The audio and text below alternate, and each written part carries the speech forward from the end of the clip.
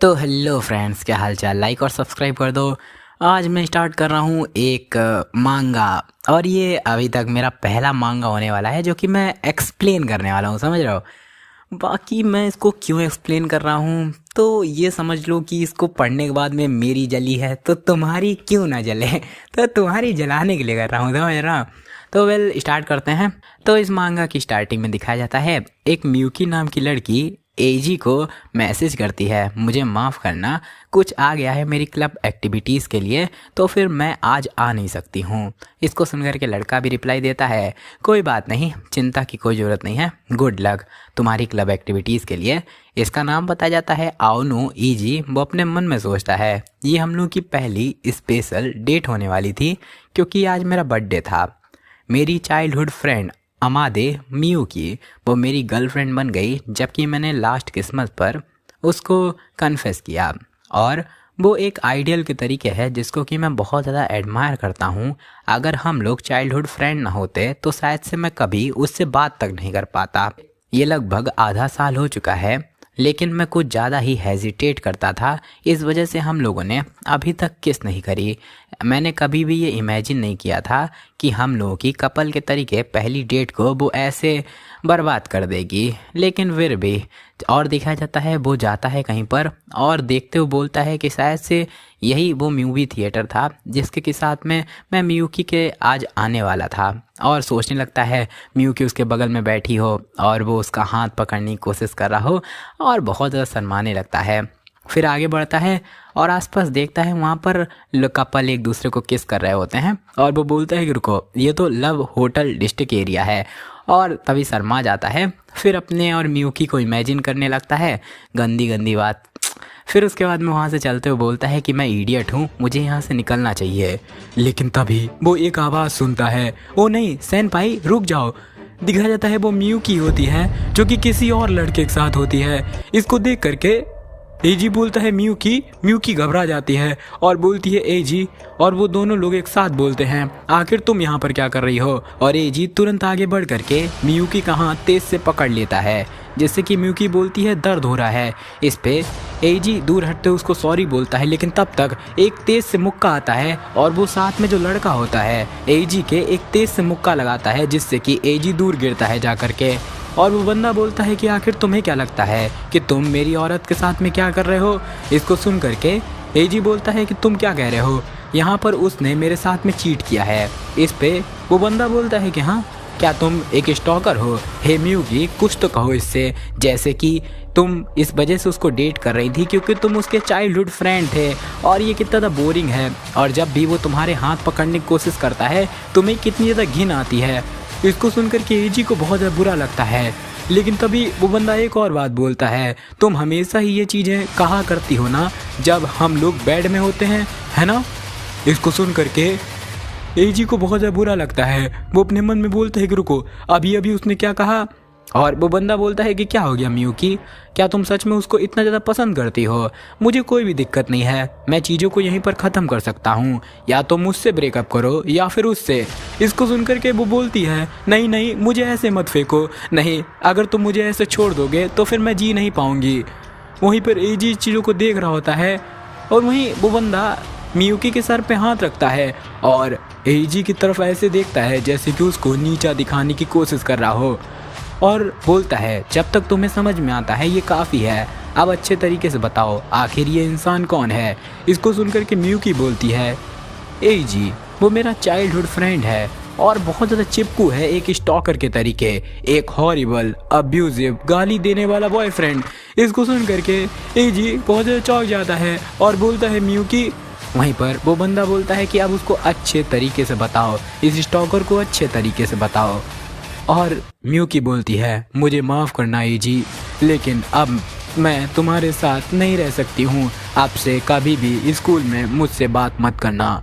एजी बोलता है कि उस दिन से मेरी हंसती खेलती ज़िंदगी वो टूटना शुरू हो गई। दिखाया जाता है वो अपने फैमिली रेस्टोरेंट में आता है और उसका ब्रदर उसको वेलकम करता है, उसकी मॉम भी उसको वेलकम करती हैं, और उसका ब्रदर बोलता है कि क्या हो गया, क्या तुम लंच स्किप कर रहे हो? इस पे वो बोलता है कि ठीक है मैं जा रहा हूँ, और बेड पे लेट जाता है जा करके। उसके बाद में मैं बेड पर लेट गया। उस शौक के बाद में जो चीज़ मैं कर पा रहा था वो था समय बीतने का इंतजार, और वो खाना भी नहीं खाता है। और उसके बाद में बार बार मुझे वो सपना आने लगा। सपने में दिखाया जाता है मियूकी और वो बंदा एक साथ होते हैं। यहाँ पर मियूकी बोलती है ईजी वो सीरियसली बहुत ज़्यादा डिस्कस्टिंग है, सिर्फ और सिर्फ हम लोग चाइल्डहुड फ्रेंड हैं। तो फिर उसे लगता है कि सच में वो मुझसे चिपक सकता है। इस पे वो बंदा बोलता है कि उस क्रीपी लड़के के बारे में भूल जाओ और अभी मुझ पर फोकस करो। और वो दोनों एक दूसरे को किस करते हैं, और एजी ये सब चीज़ देख रहा होता है और उन लोगों को रोकने के लिए बोल रहा होता है, लेकिन तभी उठ जाता है और बोलता है कि मैं इतना डरने लगा हूँ कि अब मुझे सोने से भी डर लगने लगा है। दिखाया जाता है वो स्कूल के लिए जा रहा होता है, तभी पीछे से एक लड़का आता है और बोलता है कि क्या हो गया, मियूकी के साथ में कुछ नया हुआ? इस पे वो बोलता है कि हाँ वेल। सामने दिखाया जाता है मियूकी जो कि जा रही होती है अपने दोस्त के साथ में। तभी एजी पुरानी बचपन की बात को याद करता है जहाँ पर मियूकी ने पूछा होता है एजी क्या ऐसा कोई है जिसको तुम पसंद करते हो? इसको सुनकर के एजी बोलता है कि नहीं, आखिर तुम अचानक से ये क्वेश्चन क्यों पूछ रही हो? मियूकी बोलती है कि मेरा मतलब तुम कभी भी ऐसी बातें नहीं करते हो। इस पे एजी बोलता है कि इवन मियूकी तुम भी इसके बारे में बात नहीं करती हो। इस पे मियूकी बोलती है कि शायद से मेरे हिसाब से मुझे ही तुम्हारी दुल्हन बन जाना चाहिए, है ना? ही मैं तो मजाक कर रही थी। इसको सुन करके एजी बोलता है कि है मजाक करना बंद करो। इस पे मियूकी बोलती है तुम सच में इसको सीरियस ले रहे हो? दिखाया जाता है प्रेजेंट टाइम में वो मियूकी के पास में जाता है। मियूकी मुड़ करके देखती है, तभी उसकी एक दोस्त आती है और बोलती है हे अब मियूकी के नज़दीक आने की कोशिश भी मत करना, तुम अब्यूजिव गाली देने वाले क्रीप। इसको सुन करके एजी बहुत ज़्यादा चौंक जाता है और बोलता है कि हाँ, और उसकी दोस्त उसको ले जाने लगती है और बोलती है अगर तुम अभी भी उसको स्टॉक करते रहोगे तो फिर मैं किसी भी हालत में इस चीज़ को छोड़ूंगी नहीं, और उसको वहाँ से ले जाने लगती है।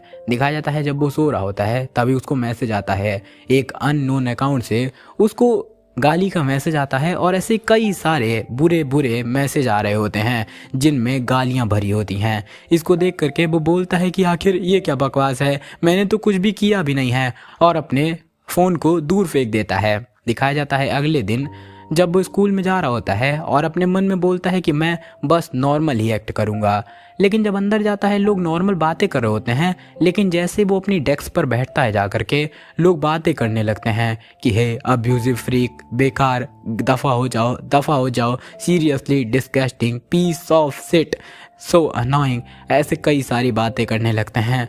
तभी एजी बोलता है कि इवन दो मैंने कुछ भी किया भी नहीं है, लेकिन तब तक एक लड़की आती है और बोलती है शांत रहो तुम क्रिमिनल कहीं के, ऐसा हो ही नहीं सकता है कि मियूकी झूठ बोल रही हो।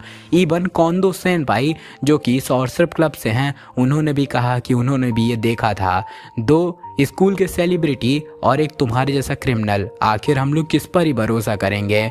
एजी अपने मन में बोलता है कि मैं अब इन बातों को सुनना भी नहीं चाहता हूँ, आखिर चीज़ें ऐसी क्यों हो रही हैं? दिखाया जाता है सभी लोग मस्ती कर रहे होते हैं, एजी अकेला बैठकर खा रहा होता है। तभी उसके क्लब से उसको मैसेज आता है कि आज की मीटिंग कैंसिल हो चुकी है, तुम्हें आने की ज़रूरत नहीं है।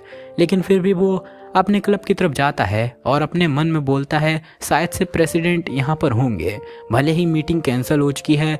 लेकिन तभी अंदर से आवाज़ आती है हे प्रेसिडेंट, तुमने ये पक्का किया है ना, उसको झूठ बोला कि आज मीटिंग कैंसिल होने वाली है? तो कोई बोलता है कि हाँ मैंने उसको मैसेज कर दिया था लंच में, मेरा मतलब वो बहुत ज़्यादा डरावना है, मैं इवन उसको देखना भी नहीं चाहता हूँ, आखिर हम लोग क्या ही कर सकते हैं, जो ड्राफ्ट उसने लिखे हैं।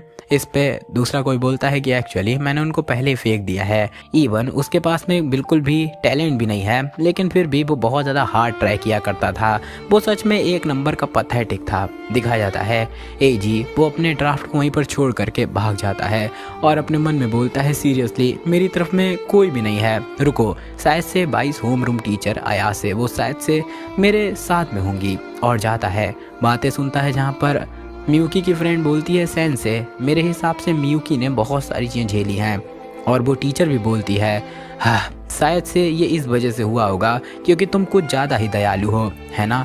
इस पे मियुकी भी बोलती है कि हाँ शायद से ऐसा ही है। टीचर बोलती है कि यहाँ पर तुम्हारे जैसा कोई भी आउटस्टैंडिंग स्टूडेंट नहीं है, तो फिर मैं हमेशा ही तुम्हारी साइड पर रहूँगी। दिखा जाता है एजी वहाँ से भाग जाता है और अपने लॉकर रूम के पास आता है। दिखाया जाता है लॉकर रूम के अंदर में भी लोगों ने बहुत ज़्यादा बुरी बुरी बातें लिख करके पेपर में डाली होती हैं। दिखाया जाता है जब वो घर लौटता है तो उसकी मॉम उसका वेलकम करती हैं और क्लब के बारे में पूछती हैं। तो फिर एजी बोलता है कि आज क्लब कैंसिल हो गया। इस पे उसकी मॉम बोलती है कि जाओ तुम रेस्ट करो जा करके। और एजी अपनी मॉम के बारे में बताता है कि जब से डैड की मौत हुई मॉम कभी भी हम लोग के सामने नहीं रोई, वो हमेशा ही हंसती रहती थी क्योंकि वो हम लोग को चिंता में नहीं डालना चाहती थी। और मेरा बड़ा भाई वो हमेशा ही अपना बेस्ट ट्राई कर रहा है अपनी फैमिली को प्रोटेक्ट करने का, और बोलता है कि मैं अपना बेस्ट ट्राई करूँगा। अपने मन में बोलता है कि जब तक मैं ये सब सह सकता हूँ तो फिर मेरे सिवाय सभी लोग खुश रहेंगे। वहीं पर दिखाया जाता है मियुकी का सीन जो कि बैठी होती है और अपने मन में बोलती है, उस दिन से मैं सही तरीके से सो नहीं पाई हूँ, आखिर चीज़ें ऐसी क्यों हो गई। मैं लगातार ये सोच रही थी कि शायद से वो दिन एक सपना हो। अगर वहाँ पर कोंदो सेनपाई ना होते तो फिर मैं तुरंत ही चिपक जाती एजी से ये रोते हुए कि मुझे ब्रेकअप नहीं करना है। जब मैंने देखा एजी बुली हो रहा है मैं सच में रोना चाहती थी। नहीं, मैं रो नहीं सकती हूँ। ये सारी की सारी बातें बस सिली लव की बातों से शुरू हुई थी जब मैं बहुत ज़्यादा खुश थी अपने रिलेशनशिप के साथ में, लेकिन कुछ भी प्रोग्रेस नहीं हो रही थी। मेरे दोस्तों ने इसको एक गलत फहमी समझा और एक प्रॉब्लम के तरीके समझ करके मुझको कोंदो सेनपाई से इंट्रोड्यूस कराया जिसके के पास में बहुत ज़्यादा डेटिंग एक्सपीरियंस था। मैंने पहले उनको मना करने की कोशिश करी लेकिन कोंदो सेनपाई वो एथलीट था और स्मार्ट था, उसी के साथ में सॉसर टीम का एस था। वो बहुत ज़्यादा हैंडसम, उसी के साथ में जेंटलमैन था। मेरे और एजी के तरीके नहीं जो कि फर्स्ट लवर थे, उसके पास में अलग ही पॉइंट ऑफ व्यू था रिलेशनशिप को लेकर के। वो बहुत ज़्यादा अट्रैक्टिव लगता था। कम ऑन, कोई भी इंसान तुम्हारे जैसी क्यूट लड़की के बिना रह ही नहीं सकता है, पक्का ही वो प्यार में पड़ जाएगा। अगर ये मैं होता तो फिर मैं पक्का ही अपना मूव तुम पे चलता। और फिर आर्ट ऑफ इंसिनुएशन का यूज करते हुए बोलता है, नहीं नहीं मैं तो बस मजाक कर रहा था। फिर ड्रिंक के लिए ले जाता है और उसकी तारीफ कर रहा होता है, तुम सीरियसली बहुत ज़्यादा अट्रैक्टिव हो। और फिर आगे बढ़ करके उसको किस कर लेता है। मियुकी भी उसको मना नहीं करती है और अपने मन में बोलती है हर चीज़ जो कि मुझे एजी को देनी थी वो सारी की सारी कोंदो सेनपाई के द्वारा छीन ली गई। मतलब कि अपनी चैसिटी की बात कर रही होती है। और दिखाया जाता है वो जब गिल्टी फील कर रही होती है उस समय पर वो कोंदो बोलता है कि ये ठीक है, अगर कोई इतनी अट्रैक्टिव गर्लफ्रेंड पर कोई भी मूव नहीं कर रहा है ये तुम्हारी गलती नहीं है बल्कि यहाँ पर उसकी गलती है क्योंकि वो एक मर्द के तरीके फेल हो गया। चलो एक बार दोबारा से करते हैं। और वो अपने मन में बोलती है, मैंने सोचा था कि ये परफेक्ट चीज़ है लेकिन फिर भी मेरे अंदर का एक पार्ट था जिसको कि इस गिल्ट में भी मज़ा आ रहा था और इसी वजह से मैं पूरे तरीके से उस पर डिपेंडेंट हो गई। उसके बाद में पीछे लौटने का कोई भी तरीका ही नहीं था। फिर दिखाया जाता है एक दिन वही कोंदो बोलता है कि हे आज 30 तारीख है, आज क्लब की छुट्टी होगी है ना। इसको सुन करके मियुकी बोलती है कि नहीं आज उसका बर्थडे है। इस पे कोंदो बोलता है कि हाँ चलो मैं किसी और लड़की से पूछ लूँगा। इस पे मियुकी बोलती है कि हाँ आखिर इसका मतलब क्या है। इस पे कोंदो बोलता है कि मेरा मतलब तुम हमेशा ही उस एजी को पहले रखती हो। मुझे ऐसा लगता है कि मैं तुम्हारी दुनिया से बिलोंग ही नहीं करता हूँ। अब मैं तुम्हें चेस करते करते थक चुका हूँ, चलो चीज़ों को ख़त्म करते हैं। इसको सुन करके मियुकी बोलती है कि रुको आखिर तुम क्या कह रहे हो। इस पे कोंदो बोलता है कि मेरे हिसाब से इससे हम दोनों ही लोग खुश रहेंगे। और मियुकी बताती है कि तो फिर मैंने उस समय पर सेनपाई को चूज़ किया। मैंने सोचा था कि एजी वो मुझे माफ़ कर देगा लेकिन मैं उसी चीज़ पर रिलाय कर रही थी। वो एक ऐसा इंसान था जिसके साथ में मैंने 10 साल बिताए थे, मेरा डेस्टिनीड पर्सन। मैंने सोचा था कि मैं उससे शादी करूँगी लेकिन एक औरत जो कि मेरे अंदर से मुझे कुछ और ही बोल रही थी।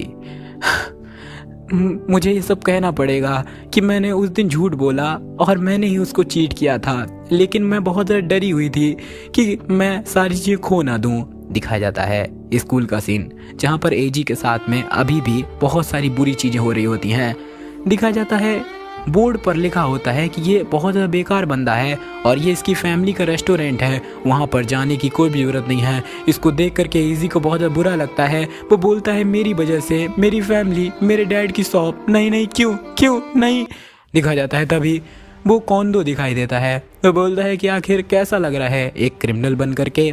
एजी बोलता है कि क्या, आखिर तुम सबको ये सब झूठ क्यों बोल रहे हो। इसको सुन करके कोंदो एकदम क्रीप सी शक्ल बना करके बोलता है क्योंकि इसमें मज़ा आता है। पहले तो तुमने अपनी लड़की खो दी और हर एक चीज़ इससे बहुत ज़्यादा अच्छा लग रहा है ना। ये तुम्हारी गलती है, तुम्हें लगता था कि तुम मियुकी को पा सकते हो, तुम्हें बस अब ड्रॉप आउट कर लेना चाहिए। मुझे दूसरों की ज़िंदगी बर्बाद करने में बहुत ज़्यादा अच्छा लगता है। दिखा जाता है इसको सुन करके एजी पूरे तरीके से टूट जाता है और बेहोश हो जाता है। दिखा जाता है वो जब इन्फर्मरी में होता है, टीचर बोलती है कि मैं होम रूम टीचर को बता दूंगी।